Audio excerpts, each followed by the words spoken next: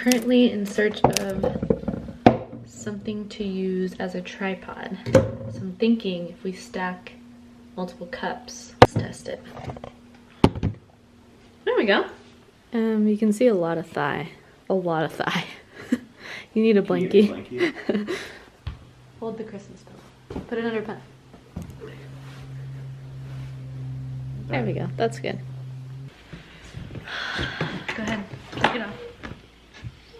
Hello, vlog. It's been a while. It's been 2 months. That's it? Yeah. Welcome back to our channel. Go ahead, tell them. What?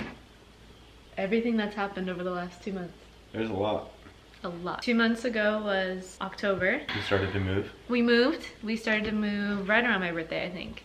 And we ended up like renovating a lot of the house. So we weren't actually in the house. We were still living at my parents' house, but we were over here every single day, all day long. In the middle of moving, I'll let you tell this story. But don't go too much into detail, just for like, you know. We were in the middle of moving and we were wrapping up one of our moving days, and Mark went back to our old house, my parents' house, to drop off one of the trucks because we had multiple trucks from taking loads that day, and I was here.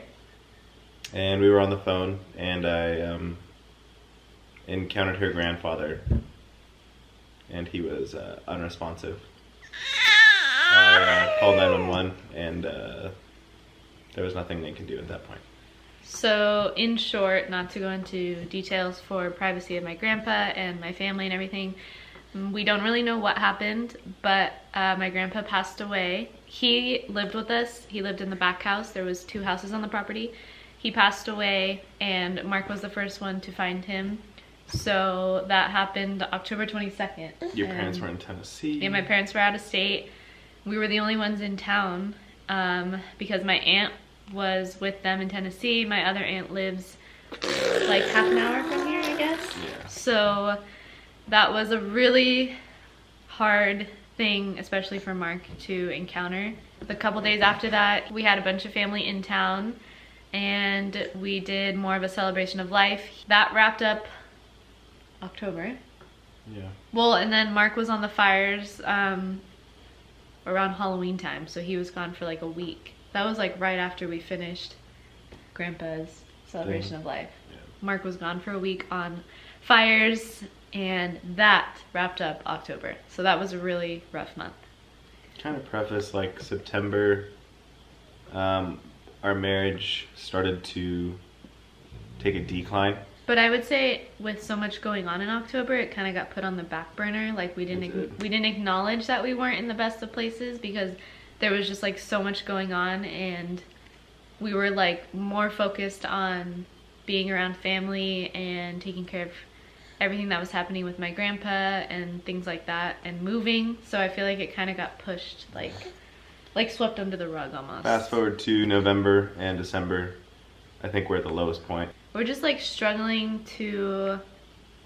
I wouldn't even say that we're struggling. I'd say like, I'm lost, to be honest. Be like completely 100% honest, I am lost. I think there's just been so much going on, and like 2 kids now, we kind of just like lost one another almost, I think. And we're just trying to figure out like how to get back to where we were. I don't know. I guess. I think we're still trying to even figure out what happened, really, like what caused us to go downhill. Yeah, it's not like we hate one another or anything like that, but it's just like, I think we're trying to find like that spark that we used to have. We don't want this video to be like sorrow and like sadness. We're just like being honest with what's been going on. And I would say that that's part of the reason why we haven't like wanted to pull out the camera, right? Because we don't want to like put on this fake like front, like we're all happy and perfect and everything. Yeah. But at the same time, we do want to pull out the camera to like capture all the memories, because I feel like we have so much of Amelia, and I feel like Franny kind of got gypped a little bit. Like we don't have videos or vlogs of her like first crawling and like all of her big milestones, eating food and things like that. But I think like we've just been so much in a funk that we've just been putting off videos and not really wanting to like film.